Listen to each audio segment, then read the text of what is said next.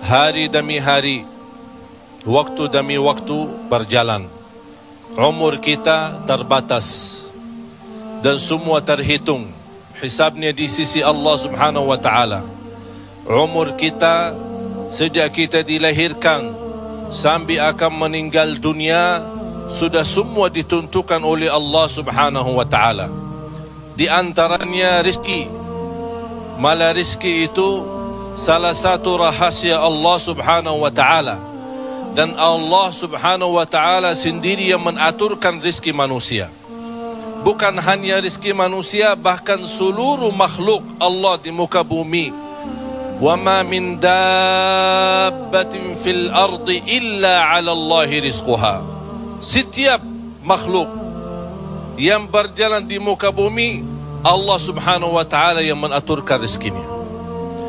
Walaupun rezeki kita sudah ditentukan oleh Allah, tapi sebagaimana kata Amirul Mukminin Umar bin Al-Khattab radhiyallahu an, inna as-samaa'a la tumtiru dhahaba.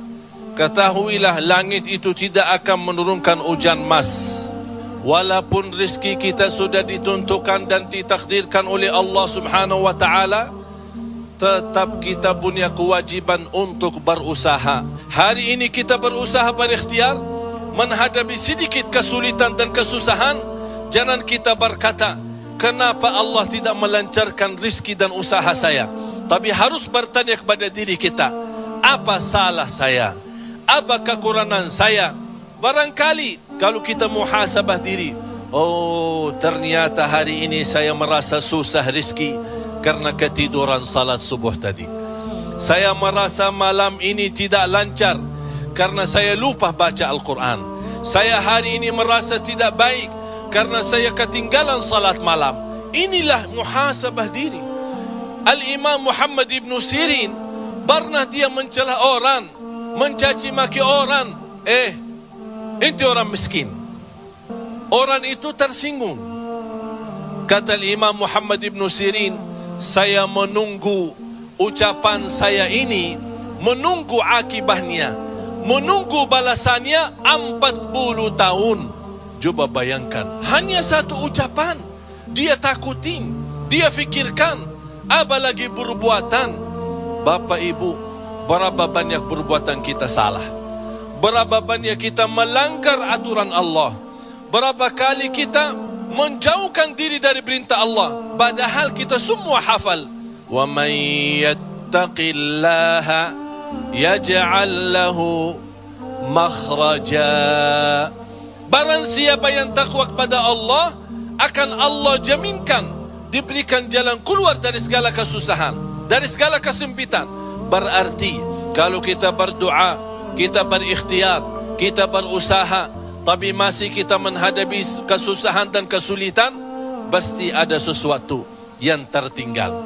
Salah satu amalan di samping ikhtiar dan usaha kita adalah zikrullah, terutama istighfar. Karena termasuk istighfar adalah salah satu kunci mendatangkan rezeki.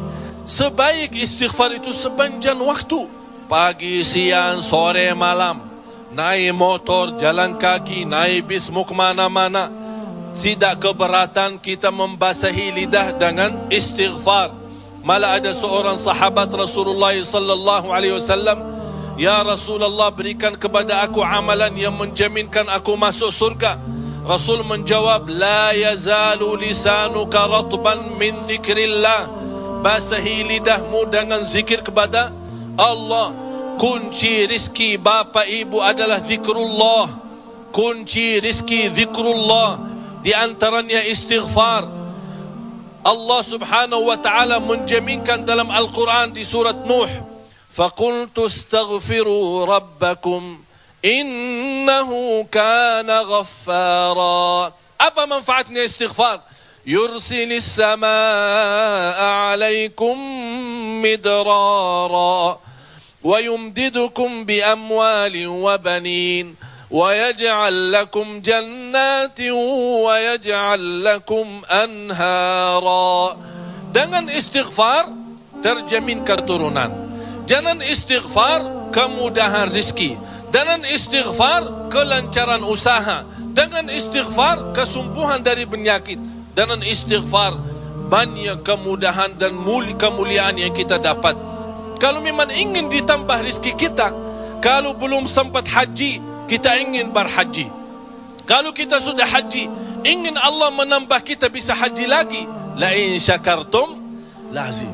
Jadilah hamba yang bersyukur, karena nikmat Allah memang Bapak Ibu tidak bisa terhitung. Nikmat Allah begitu banyak di setiap waktu dan setiap saat, lahir dan batin. Wa in ta'uddu ni'matallahi la tuhsuha. Oleh karena itu, jangan anda menjadi orang-orang yang mengkufri nikmat, tapi jadilah senantiasa yang mensyukuri nikmat. InsyaAllah, dengan syukuri nikmat dan sabar menghadapi ujian dan cobaan, kita bisa menjadi hamba yang diridai Allah.